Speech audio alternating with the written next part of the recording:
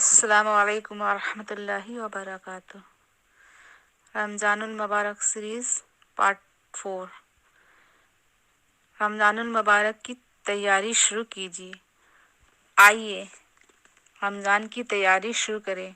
آج ہم جانیں گے دلوں کو نرم کرنے کا ایک اور نسخہ، وہ ہے درود شریف۔ صحیح حدیث میں ہے، اگر دعا نہ مانگی جائے، صرف درود پڑھا جائے تو اس کی برکت سے دل میں پائی جانے والی سبھی دعائیں قبول ہو جاتی ہیں۔ کسی مشکل، مصیبت میں، دکھ تکلیف میں یا وقت کی تنگی ہو تو صرف درود پڑھیں، اللہ آسانی عطا کر دیتا ہے، رحمتیں، برکتیں، نعمتیں عطا کرتا ہے۔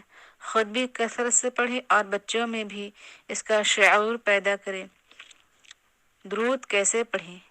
جب بھی درود پڑھیں محبت اور توجہ سے پڑھیں، نبی کریم صلی اللہ علیہ وسلم کی محبت کو یاد کر کے پڑھیں، ان کی تکلیفوں اور آزمائشوں کو ذہن میں رکھ کر پڑھیں، پھر دیکھیں اللہ کیسے راہیں آسان کرتا ہے۔ جزاکم اللہ خیرا کثیرا۔ السلام علیکم ورحمۃ اللہ وبرکاتہ۔